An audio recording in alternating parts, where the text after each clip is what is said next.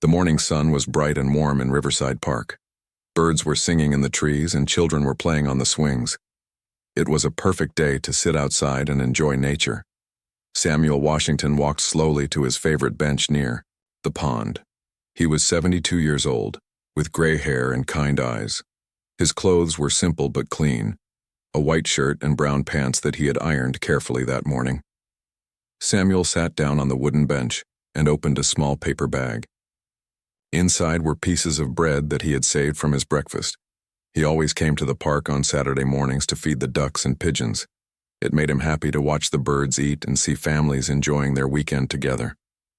"Come here, little ones," Samuel said softly as he threw small pieces of bread on the ground. 3 pigeons walked over quickly and started eating. A family of ducks swimming in the pond saw the food and came to the edge of the water. Samuel smiled as he watched them. This peaceful time in the park was the best part of his week. About 20 feet away, a woman was walking her small dog. She stopped and stared at Samuel with a worried look on her face. The woman, Mrs. Peterson, lived in one of the big houses near the park. She had never seen this old black man before, and she didn't like that he was sitting alone in her neighborhood park. Mrs. Peterson took out her phone and called the police. "Hello? I want to report a suspicious person in Riverside Park," she said in a worried voice. "There's an old black man just sitting here doing nothing. He looks like he doesn't belong in this area. I think he might be homeless or planning something bad." The police operator asked for more details. "Is he bothering anyone or breaking any laws?" "Well, no," Mrs. Peterson said, still watching Samuel feed the birds. "But he's been sitting there for a while and it just doesn't feel right. This is a nice neighborhood and we don't usually see people like him here." Within 15 minutes, a police car pulled up to the park. 2 officers got out and looked around until they saw Samuel on the bench. Officer Martinez was a young man who had been on the police force for only 2 years. He was known for being rough with people and not showing much respect. Officer Chen was older and had been a cop for 8 years, but he usually just followed whatever Martinez did. The 2 officers walked toward Samuel with serious looks on their faces. Their hands were resting on their belts near their weapons. Samuel looked up and saw them coming. He felt nervous but tried to stay calm. He had done nothing wrong, so he hoped they would just ask a few questions and leave him alone. "Hey, old man," Officer Martinez said in a rude voice when they reached the bench. "What are you doing here?" Samuel looked up at the 2 officers and spoke politely. "Good morning, officers. I'm just feeding the birds and enjoying this beautiful day." "Don't get smart with us," Martinez said, stepping closer. "We got a call about someone suspicious hanging around this area. What's your name and where do you live?" "My name is Samuel Washington," the old man replied calmly. "I live about 6 blocks from here on Oak Street. I come to this park every Saturday morning to feed the birds. I've been doing it for 3 years now." Officer Chen looked around the park and saw other people watching them. Some parents had stopped, pushing their children on the swings to see what was happening. A jogger had slowed down and was listening to the conversation. "You got any ID?" Martinez demanded. "And empty your pockets. Let's see what you're hiding." Samuel reached slowly into his pocket and pulled out his wallet. His hands were shaking a little because he was nervous. He gave his driver's license to Officer Martinez, who looked at it with doubt in his eyes. "This address is in the poor part of town," Martinez said loudly, so other people could hear. "What are you really doing in this nice neighborhood? You trying to steal something or cause trouble?" "No, sir," Samuel said quietly. "I just like to come here because it's peaceful and the birds are friendly. I'm not bothering anyone." By now, several people in the park had stopped what they were doing to watch. A woman jogging with her friend had taken out her phone and started recording. She could tell that the officers were treating the old man badly for no good reason. Officer Martinez looked angry that Samuel was staying calm and polite. He wanted the old man to get upset or fight back so he would have a reason to arrest him. When Samuel continued to sit quietly and answer questions respectfully, Martinez became more frustrated. "Stand up," Martinez ordered. "Put your hands behind your back." "Am I under arrest?" Samuel asked, confused. "What did I do wrong?" "Just do what I tell you," Martinez shouted. "Don't ask questions. Samuel slowly stood up from the bench. He was old and his knees hurt, so it took him a moment to get to his feet. The breadcrumbs fell from his lap onto the ground and the pigeons quickly flew away. "You're making everyone in this park uncomfortable," Martinez said, even though Samuel had been sitting quietly by himself. "Nobody wants you here." Officer Chen looked around and saw that people were recording with their phones. He felt uncomfortable about how his partner was treating the old man, but he didn't want to speak up and make Martinez angry. That's when Martinez saw Samuel's water bottle sitting on the bench. It was a simple plastic bottle that Samuel had brought to stay hydrated in the warm weather. Without warning, Martinez grabbed the bottle and opened it. "Maybe this will cool you down and help you remember not to come back here," Martinez said with a mean smile. Before Samuel could react, Martinez poured the entire bottle of water over Samuel's head. The cold water soaked his gray hair and ran down his face and shirt. Samuel stood there in shock, water dripping from his chin onto his wet clothes. The people watching gasped in surprise. Children stopped playing and stared. The woman who was recording got the whole thing on video. Samuel just stood there, completely soaked, looking hurt and embarrassed. He had never been treated so badly in his entire life. Officer Martinez laughed and threw the empty bottle on the ground. "Next time, stay in your own neighborhood, old man," he said. The two officers walked back to their car, leaving Samuel standing there wet and humiliated in front of everyone. His dignity was gone, and his peaceful morning was ruined. But Samuel didn't know that this terrible moment would soon change everything. Sarah Chen had been jogging in Riverside Park for 5 years, but she had never seen anything like what happened that Saturday morning. As soon as the police officers left, she ran over to Samuel, who was still standing there soaking wet and looking shocked. "Sir, are you okay?" Sarah asked, offering him the small towel she kept in her running bag. "What they did to you was completely wrong." Samuel took the towel gratefully and wiped his face. "Thank you, young lady," he said quietly. "I don't understand why they treated me that way. I was just feeding the birds." Other people in the park started coming over to help. A mother with 2 children brought Samuel a dry shirt from her car. An elderly couple who had been walking their dog offered to call someone for him. Everyone could see that Samuel was a kind, harmless man who had been treated terribly. "I recorded the whole thing on my phone," Sarah told Samuel. "Those officers had no right to pour water on your head. This needs to be reported." Samuel nodded slowly. He felt embarrassed and hurt, but he was grateful that strangers were being so kind to him. "I think I'll just go home now," he said.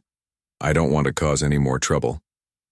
As Samuel walked away from the park, Sarah looked at the video on her phone. She watched it 3 times and felt more angry each time. The officers had been cruel and disrespectful to an innocent old man. She knew she had to do something about it. That afternoon, Sarah posted the video on her Facebook page with a message that said, "This happened in Riverside Park this morning. An elderly man was just sitting peacefully feeding birds when police officers humiliated him for no reason. This is not okay. Everyone deserves to be treated with respect." Within an hour, Sarah's friends started sharing the video. They added their own angry comments about how wrong the officers were. By evening, the video had been shared over 100 times. People who didn't even know Sarah were sharing it on their own pages.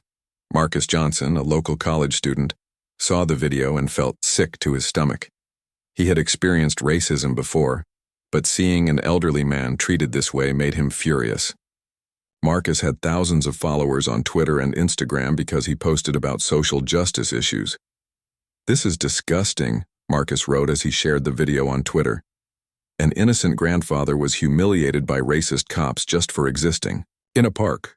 How is this still happening in 2025? Austarkur, justice for Samuel. Respect elders. End police brutality." Marcus's post was shared over 500 times in the first 2 hours. People from all over the city started commenting and sharing their own stories about unfair treatment by police. The #JusticeForSamuel began trending in the local area. By Sunday morning, the video had been viewed over 10,000 times. Local news reporter Jessica Martinez saw it while checking social media and knew immediately that this was an important story. She contacted Sarah Chen to get more information about what happened.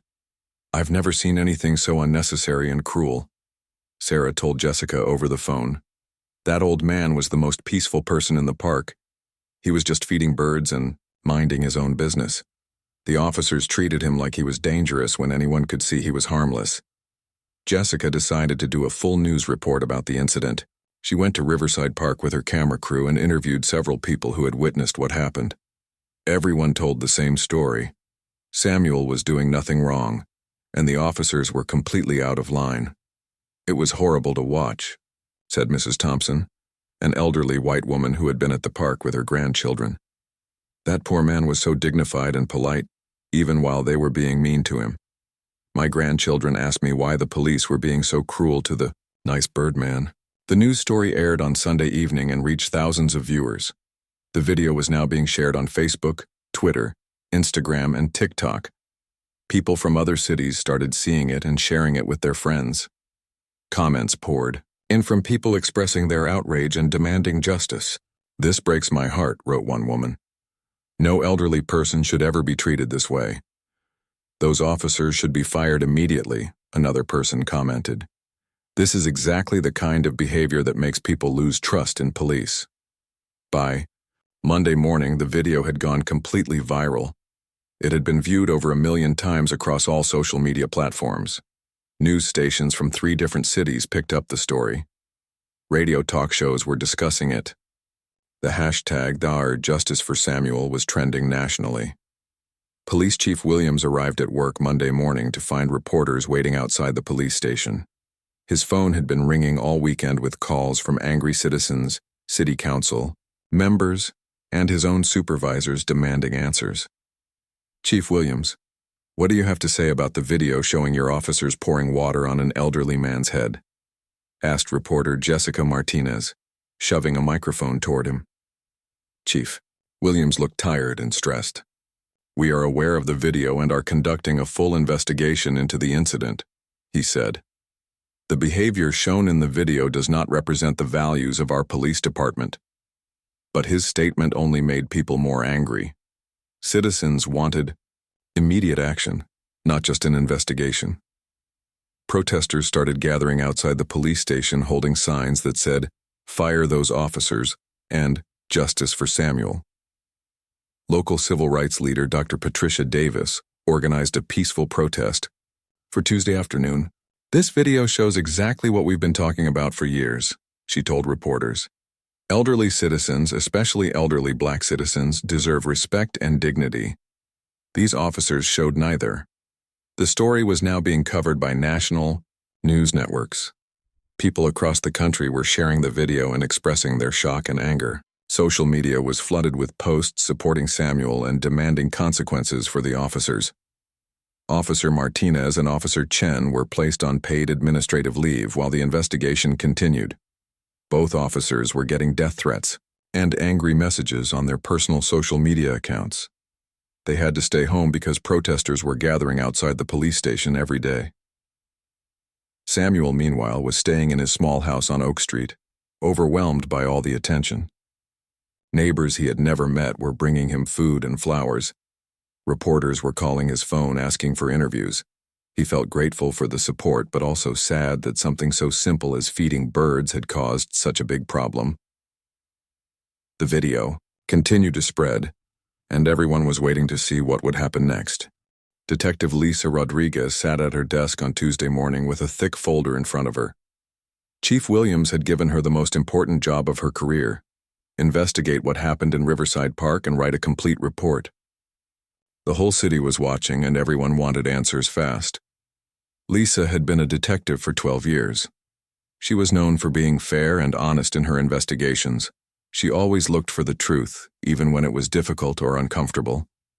Chief Williams chose her because he trusted her to handle this sensitive case properly. "I need you to investigate everything," Chief Williams had told her the day before. "Talk to witnesses, review the video, and find out everything you can about what happened.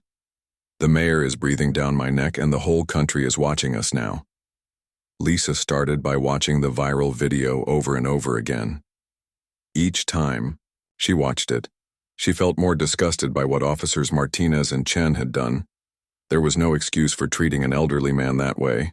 The video clearly showed that Samuel Washington was doing nothing wrong. Next, Lisa went to Riverside Park and interviewed everyone she could find who had witnessed the incident. Sarah Chen, the jogger who recorded the video, met her at the park and walked her through exactly what happened. The old man was so peaceful and polite, Sarah explained as they stood near the bench where Samuel had been sitting. He called the officers "sir" and answered all their questions respectfully. They had no reason to treat him badly, but they seemed determined to humiliate him.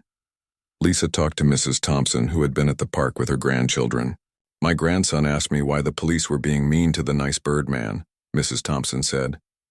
"I didn't know how to explain it to a 6-year-old. How do you tell a child that sometimes people are cruel for no good reason?" After interviewing all the witnesses, Lisa knew she had to learn more about Samuel Washington himself. She needed to write a complete report about who he was and why he was at the park that day. This was just standard procedure for any investigation. Lisa went back to the police station and sat down at her computer. She typed Samuel Washington into the police database to see if he had any criminal record. The search came back completely clean. No arrests, no tickets, nothing. Samuel had never been in trouble with the law even once in his entire life. But Lisa was thorough in her investigations. She decided to search for Samuel Washington in other databases too.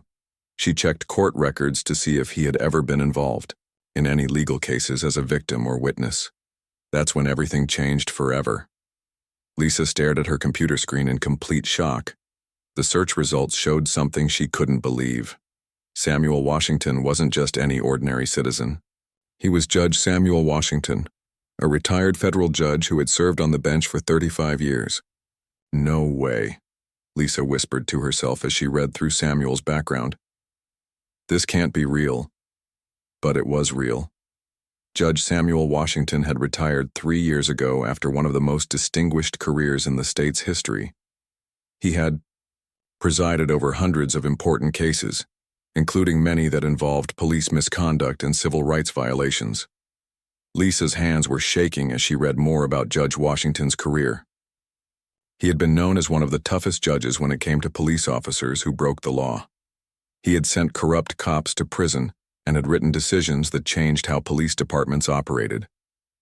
In one famous case from 2018, Judge Washington had sentenced 3 police officers to 5 years in prison for beating an innocent man during a traffic stop. He had said in his ruling, "Law enforcement officers who abuse their power and violate citizens' rights will face the full consequences of the law in my courtroom."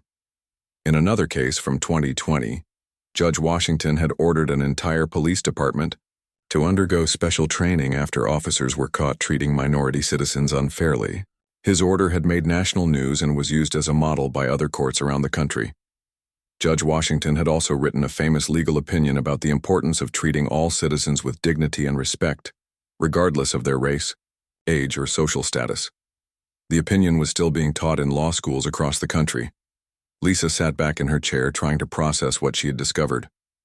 The quiet old man who had been humiliated in the park was actually one of the most powerful and respected judges in the state's history, the same man who had spent decades fighting against exactly the kind of treatment he had received from Martinez and Chen. The irony was almost unbelievable. 2 police officers had poured water on the head of a man who had dedicated his entire career to holding police officers accountable for their actions. They had humiliated someone who had probably sent dozens of corrupt cops to prison over the years. Lisa realized that Judge Washington had never mentioned his background when the officers questioned him. He had simply identified himself as Samuel Washington, without mentioning that he was a retired federal judge. He had chosen to be humble and quiet, even while being treated terribly. Lisa picked up her phone and called Chief Williams immediately. "Chief, you need to sit down," Lisa said when he answered. "I just found out something incredible about Samuel Washington." "What did you find?" Chief Williams asked. "Does he have a criminal record?" "The exact opposite," Lisa replied. "Chief, Samuel Washington is Judge Samuel Washington. He's a retired federal judge who served for 35 years. He's the same judge who sent Officer Bradley to prison in 2018 for police brutality. He's the judge who ordered the Eastside Police Department to reform their practices in 2020.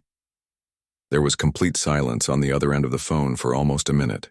"Are you absolutely sure about this?" Chief Williams finally asked, his voice barely above a whisper. "I'm looking at his official records right now," Lisa confirmed. Martinez and Chen poured water on the head of one of the most respected judges in state history, a judge who has probably done more to fight police misconduct than anyone else in the past 30 years. Chief Williams felt sick to his stomach. This was already the worst crisis in his department's history, and now it had just gotten 1,000 times worse. 2 of his officers had humiliated a man who had dedicated his life to justice and fighting against exactly the kind of behavior they had shown. "Lisa, I need you to triple-check everything and prepare a full report immediately," Chief Williams said. "And Lisa, don't tell anyone about this until I figure out how to handle it. When this information gets out, it's going to explode like a bomb." But Lisa knew that the truth couldn't stay hidden for long. Soon, everyone would know who Samuel Washington really was, and the consequences would be bigger than anyone could imagine.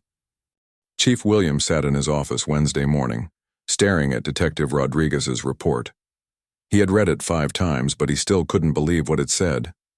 The quiet old man who was humiliated in the park was actually Judge Samuel Washington, one of the most respected legal minds in the country. The chief knew he couldn't keep this information secret any longer. The media was demanding answers. Protesters were outside his building every day, and the mayor was calling him every hour asking for updates. He had to tell the truth, but he knew it would create the biggest scandal in the city's history. At 2 p.m., Chief Williams walked into the press conference room. 20 reporters were waiting with cameras and microphones. The room was packed with more media than he had ever seen before. Everyone wanted to know what the investigation had found. Chief Williams stepped up to the podium and looked out at all the faces staring at him. His hands were sweating and his heart was beating fast. He had given hundreds of press conferences in his career, but this one was different. This one would change everything. "Ladies and gentlemen," Chief Williams began, his voice shaking slightly, "I am here to provide an update on our investigation into the incident at Riverside Park.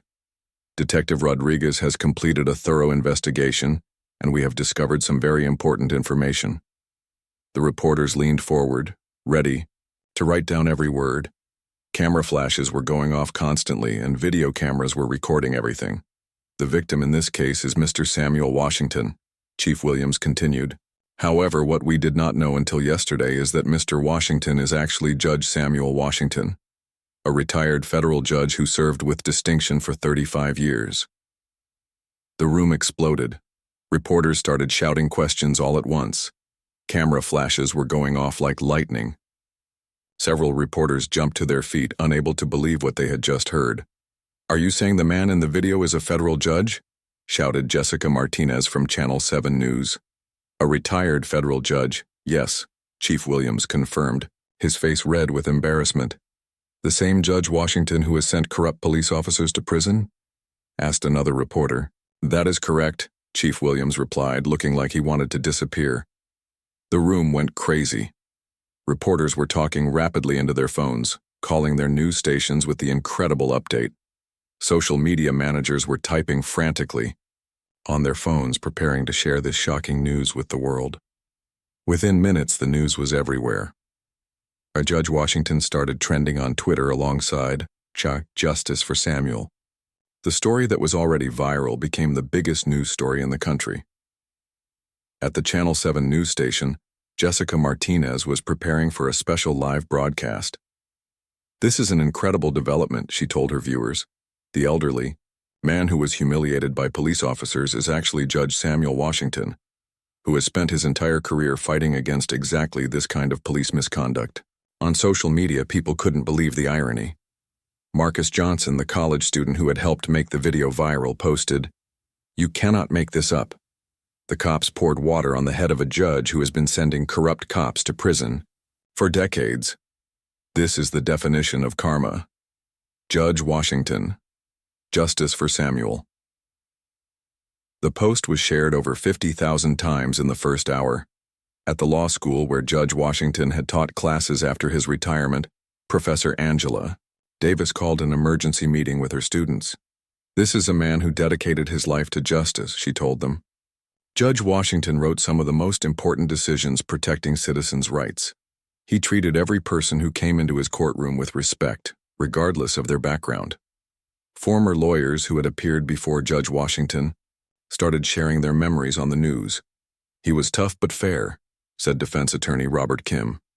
He never tolerated any disrespect in his courtroom, whether it came from lawyers, police officers, or prosecutors. Everyone was treated equally under his watch. Judge Washington's former colleague, Judge Maria Gonzalez, appeared on the evening news. "Sam Washington is one of the finest men I have ever known," she said, tears in her eyes.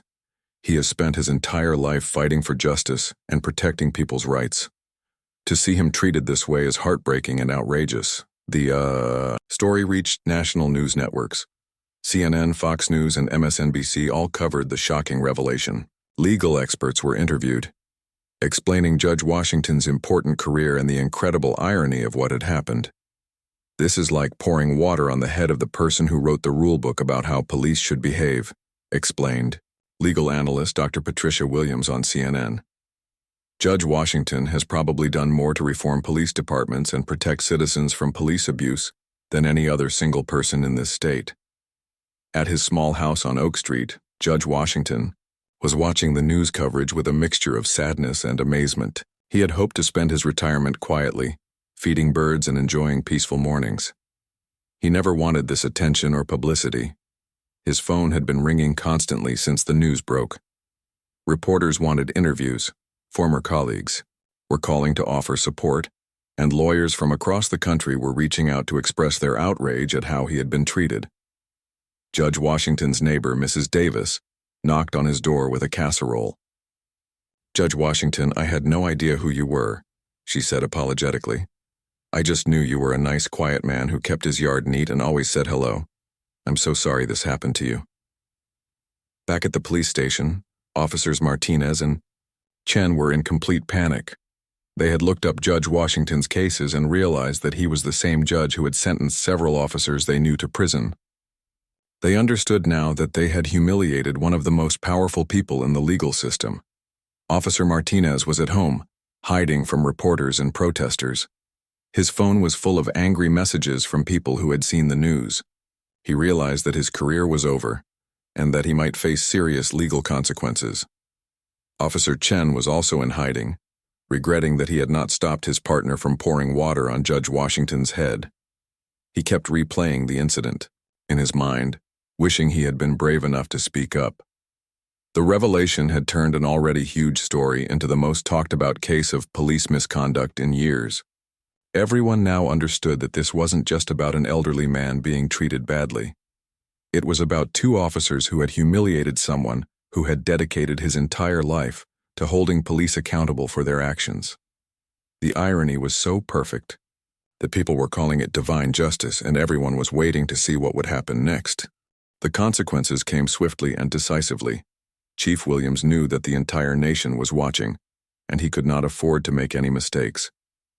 By Thursday morning, less than 24 hours after Judge Washington's identity was revealed, both officers were called into his office. Officer Martinez walked into the chief's office with his head down. He knew his career was over, but he had no idea how much worse things were about to get. Officer Chen followed behind him, looking nervous and scared. "Gentlemen," Chief Williams said, his voice cold and serious. "In my 30 years as a police officer, I have never been more ashamed of officers under my command. You have not only embarrassed this department, but you have humiliated a man who has spent his entire life serving justice." Martinez tried to speak, but Chief Williams held up his hand to stop him. "Officer Martinez, you are fired immediately," the chief continued. "Your badge, gun, and all department property must be turned in before you leave this building. Criminal charges for assault will be filed against you by the district attorney's office." Martinez's face went white. He had expected to be suspended, maybe even fired, but criminal charges meant he could go to prison. The irony was crushing. He might end up being sentenced by one of Judge Washington's former colleagues. "Officer Chen," Chief Williams said, turning to the other officer, "while you did not pour the water, you stood by and allowed this to happen. You are suspended without pay for 6 months and will undergo mandatory training on civil rights and proper police conduct. Consider yourself lucky to still have a job." Officer Chen nodded quickly, grateful that he wasn't being fired. He had learned his lesson and would never again stand by while someone was treated unfairly. Within hours, District Attorney Sarah Johnson announced that criminal charges would be filed against Officer Martinez. "No one is above the law," she told reporters. "Whether the victim is a homeless person or a federal judge, assault is assault, and it will be prosecuted to the fullest extent of the law." The city moved quickly to make things right with Judge Washington. Mayor Jennifer Torres personally visited his home on Friday afternoon, bringing with her the city's top attorney and a formal apology. "Judge Washington," Mayor Torres said as she sat in his small living room, "on behalf of the entire city, I want to apologize for the disgraceful way you were treated. This does not represent who we are as a community." Judge Washington, dressed in a simple sweater and slacks, listened politely. Despite everything that had happened to him, he remained dignified and gracious. "I appreciate your apology, Mayor Torres," Judge Washington said quietly, "but I want you to know that I don't want special treatment because of who I am. Every citizen deserves to be treated with respect, whether they are a judge or just someone feeding birds in the park." The city offered Judge Washington a settlement of $500,000 for the humiliation and assault he had suffered. It was one of the largest settlements in the city's history, and everyone agreed it was appropriate given the circumstances. But Judge Washington surprised everyone with what he decided to do with the money. "I am donating this entire settlement to 3 organizations," Judge Washington announced at a press conference the following week. "Half will go to the American Civil Liberties Union to help them fight police brutality. A quarter will go to programs that provide legal aid to elderly citizens who cannot afford lawyers, and the final quarter will go to community programs that teach young people about their rights." The crowd at the press conference gave him a standing ovation. Even the hardest reporters in the room were moved by his generosity and grace. Judge Washington wasn't finished. He used this moment to teach an important lesson to the entire community. "What happened to me in that park happens to people every day," he told the crowd. "The only difference is that when it happened to me, people paid attention because of who I am. But every person deserves dignity and respect, regardless of their job, their age, or the color of their skin." He paused and looked directly into the cameras. "I have spent my career trying to make our justice system fair for everyone. I hope that this incident will remind all of us, police officers, citizens, and community leaders, that we must treat each other with kindness and respect. That is the foundation of a just society." The judge's words were shared millions of times on social media. His message of forgiveness and hope touched people around the world. 3 months later, Officer Martinez stood in a courtroom. Ironically, the same courthouse where Judge Washington had served for decades. He was sentenced to 6 months in jail and 2 years of probation for assault. As he was led away in handcuffs, many people noted the perfect justice of the situation. Officer Chen completed his training and returned to work as a changed man. He became an advocate for respectful policing, and often shared the story of Judge Washington as an example of how one moment of poor judgment can change everything. The police department implemented new training programs based on Judge Washington's career and writings. All officers had to take courses on treating citizens with dignity and respect. The program was called the Washington Standard and became a model for police departments across the country. Judge Washington returned to his quiet retirement, but he was no longer anonymous. When he went to Riverside Park on Saturday mornings to feed the birds, people would approach him with respect and gratitude. Children who had heard his story would wave at him and call him the nice bird judge.